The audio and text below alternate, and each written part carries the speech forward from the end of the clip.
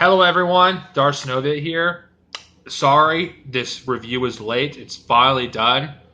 Um, I've listened to all of these in audiobook because I didn't really want to reread them at the moment. It's been years.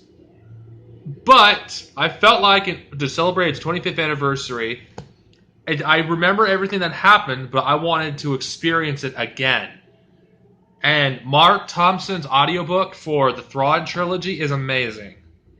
And what better way to celebrate the 25th anniversary is to review the very books that jump-started the expanded universe and is the reason Star Wars is still around today. For without these books, without this trilogy, you would never have a prequel trilogy or Episode 7. Regardless how much you want to deny it, this is an undeniable fact. This trilogy proved there was still interest in Star Wars. And also proved that Star Wars can also be a book series as well as a movie series. It could thrive in books and comics. Star Wars, at this point, I felt like Star Wars was unstoppable.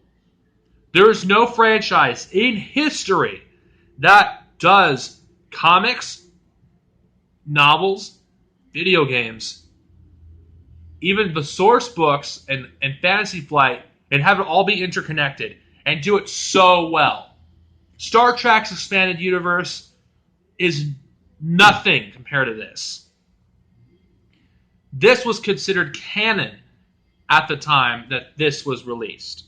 This was considered canon. This was considered the official sequel to Return of the Jedi. Back in 1991, this was released. This would be an event that would change the franchise forever, because the franchise branched off from movies. Let's see, just to make sure I'm not completely off. Yeah, of course, if you really want to know, the idea of this book actually was not started in the 90s. It actually started in the late 80s. 1989, Thrawn was called in to write The Heir to Empire. There was a lot of time between books when he wrote them. It wasn't like now where they come out frequently. These came out once a year because they weren't sure if there was still any interest in Star Wars. This was confirmed by Zahn himself. All of these came out, 1 year after another. And then by the time The Last Command came out, it just exploded. Yeah, you had a comic book series that ran around the same time as this, Dark Empire, which I'll talk about at a later time.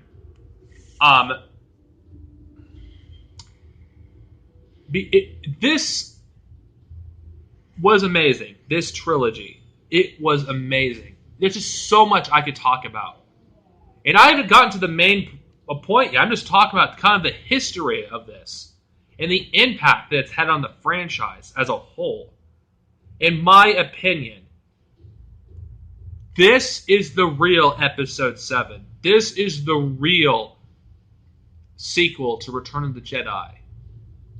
Not that shallow piece of dog shit that came out 6 months ago. No. This had heart and soul. Zahn, when he wrote this, he put everything into this book. The writing is great. The characters were in character. It felt like you were hearing Harrison Ford, Mark Hamill, and Carrie Fisher, as Luke, Han, and Leia. It seemed like you were hearing the actors talk. And it felt like you could almost hear the music of John Williams' score playing while you're reading it. And it's just, I haven't even gotten to the original characters they introduced in here. I've talked about, other stuff, other parts of the expanded universe, but I never dug into the Thrawn trilogy. This was an epic saga. This was pretty epic. This was really good. Honestly, this was a missed opportunity. George Lucas, in my opinion, should have made these into movies. This should have been a movie back in the 90s. All of them should have been. Because I felt like this was a waste. This was a great trilogy. The story was really good. It advanced the characters in such a way where it actually didn't regress the characters or do a disservice to them like The Force Awakens did. Not to mention, you see the next step to Luke Skywalker's character growth. Yes, there was novels that chronologically take place before this that involved Luke, but this, Luke meets someone who would eventually be his wife, who eventually, give birth to his son, Ben, later down the line. 5 years after the Battle of Endor. And it was very believable. It actually showed what the Empire was like after the Battle of Endor, what happened, how everything went to hell. And it didn't take 1 year for the war to end with the rebellion, which was completely unrealistic. This was more realistic in the way in the context of the Star Wars universe of the war still going on, because you had factions within the Empire, which other books get into that. Thrawn was essentially the last hope for the Empire. This is the first review. I'm going to talk about spoilers. So if you have yet to read the Thrawn trilogy, I don't know why you haven't at this point if you're watching my videos, and you don't want to hear spoilers for a 25-year-old book, leave now, because I'm going full-fledged spoilers. You get introduced to the villain, Thrawn, and his assistant, Pelvian.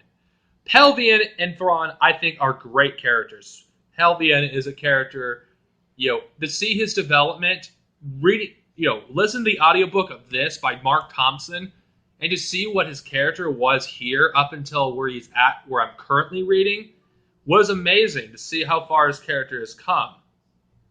And the character of Thrawn, to me, was another interesting character. Rather than have another villain like Darth Vader and the Emperor, that they went to a character that was more of a military approach, where he used tactics, where he actually I felt him studying his enemy's art as a way to find out what they do and with their strategies, what they are psychologically, was interesting. I thought Thrawn was a really interesting character, and the thing is, he only is in 3 books, 4 if you count Outbound Flight. But that'll be a book review for another day. This is exactly what I mean. You do not need a villain to appear, frequently to be an awesome character. He appears in only 3 books, 4, which is Outbound Flight. And he's a great character. He's a fan favorite. He is for a reason. He's utilized well. This is an example and is how well the EU handled the characters, especially the big 3, Lando, 3PO, R2-D2. None of the characters felt like they were useless. None of them felt like that they were just there. Each character had a purpose. From the side characters like Bail Iblis, Talon Card, they all served a purpose. They all did something for the plot. Brosk Phalia, which is a character, I didn't even talk about him in New Jedi Order. That'll be for my final thoughts. But this introduced him. For those of you who hate the prequels for introducing politics, sorry, it started here. Hate the Thrawn trilogy because that's where it all began. And honestly, the Thrawn trilogy did make things more realistic in the Star Wars galaxy. It greatly expanded upon it. It wasn't just a war, on the front lines. It was also from within. The characters had to overcome their differences. The minor characters along with Leia. And through the entire trilogy, Leia, her arc is really good. And honestly, Leia's my least favorite of the big three, but this, in my opinion, is when I started liking the character of Leia. Because not that I didn't like her in the original trilogy, she was the least interesting of the three characters. Her arc, if I had to list my favorite arcs of the characters between Luke's, Mora, and Leia is actually my favorite of these arcs. Because it showed just how capable she is as a character, as a politician, as a leader. All that development she got in the original trilogy, all that experience, it served her well. You actually could believe, she's basically a veteran at this point. You see that how far this character has come, honestly. And this is the third book is the birth of Jaina and Jacen, who are key players later down the line. Luke Skywalker's arc was great too. Nothing against Luke, but I thought Leia's was the best because I thought Leia's character arc was really good. Luke was good too. True to his character, which made a character-defining trait. What in Return of the Jedi, Luke believed in redemption, and that was a character trait of Luke Skywalker, which EU fans, that's one of his traits that they known him for, honestly. And this also is when you start seeing Luke actually becoming wiser as a Jedi, master. That honestly, he's not there yet. He's more of a Jedi Knight, kind of a low-tier Jedi Knight, but he's still learning. Han Solo, unfortunately, his part of the story is not as interesting as the other characters, but his moments are still cool with him and Lando. I love the way they utilized Lando in this book. Chewbacca, what can you say? At this point, he's alive, and it's nice to see him kicking ass. The Nogri were a really interesting race. Really interesting. That's another thing. They had to think outside the box. Zahn, he was very creative the way he designed the Nogri. And Julius Sevdayoff was quite a character. He was very interesting. Yes, he was crazy. He was insane. But it's just, I found his characters fascinating. I thought he was a pretty cool villain, in my opinion. I felt he was a good way to advance Mora Jade's character. This book introduces a fan favorite, Mora Jade, who will eventually become the wife of Luke. My favorite Star Wars character of all time. Such a great character. There's so much to this character, honestly. Besides her being hot, she's a badass. And there's a lot of depth into this character. One of the big tragedies of the decanonization of the expanded universe, they will never experience this character. But let's digress.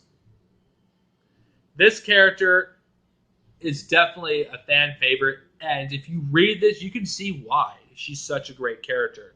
And honestly, this is only the beginning. You don't even see her, her development until like the end of the New Republic timeline vision into the future, which I'll talk about later. The overall story, there was actual tension between the Imperial remnants and the New Republic. This actually was the biggest threat the New Republic had to face. The first time they ever faced a threat of this magnitude. And unlike the First Order, and the New Republic and Disney canon, they weren't incompetent. The way their betrayal was realistic for the Star Wars world, and there was actual tension. There was a chance that the New Republic almost got defeated. Almost. They were so close to lose. Thrawn was so close to win. The Empire was so close, but victory was snatched for them. Had it not been for Thrawn's death, the rebellion would not have won the war. They really wouldn't. They would not have won the war. And it just showed just how dangerous Thrawn really was. He was a legitimate threat, and he didn't even use the Force. Sorry, but Thrawn is my favorite villain. No question. He is my favorite villain in Star Wars history. Not only do I find him one of the most interesting characters, he actually doesn't need the Force or super weapons to be a legitimate threat. It's such a shame we didn't get more stories of Thrawn during the days of the rebellion or what he was doing in the unknown regions, but maybe learning too much about Thrawn is a bad thing. Maybe it's for the best that they gave us just this little snippet and have him be a great character than a ruins character later down the road. And this trilogy was great at the beginning, middle, and end. Not a single dull moment in the Thrawn trilogy. This trilogy was good all around. And if you're curious what happens after Return of the Jedi, and you hated The Force Awakens like I did, read the Thrawn trilogy. Read this. I recommend you to read any Star Wars story, but I implore you, if you have yet to read the Thrawn trilogy, I don't know how you call yourself an EU fan if you haven't read the Thrawn trilogy. Read this. It is some of the best novels ever written in Star Wars. Hell, I would say it's one of the best science fiction novels ever. This is such a great novel that you could read these three and that's it. Not that the other novels aren't good. They are. But it's just these novels are not just good Star Wars novels. They're good novels in general. Timothy Zahn is a great author. He really is. This is one of the greatest trilogies of all time in fiction, in my opinion. In my opinion, this isn't the greatest Star Wars novels, but I would highly recommend anyone to read this. Even if you are kind of a casual fan of Star Wars and you just want to read something while you're waiting for Episode 8 or Rogue One, read Heir to Empire. And you may get another perspective of a potential sequel that we got back in 1991. Back before even The Phantom Menace was even in thought. There's just nothing more I can say. I may have given out a few spoilers here and there. I tried not to, but there's so much about this that I can't put into words, honestly. If you haven't read this yet, you gotta read it. If you have yet to listen to the audiobook done by Mark Thompson, listen to it. No EU experience is complete without the Thrawn trilogy. I'm not saying that as an elitist. I'm saying that because it's true. When I read this 5 years ago, after the Darth Bane trilogy, I felt complete. This novel is the reason why I reject Disney canon. It's the reason I reject new Star Wars movies. When this was in my possession, when I read The Last Command, I was blown away. It made me realize Star Wars doesn't need more movies. It was fine with 2 trilogies.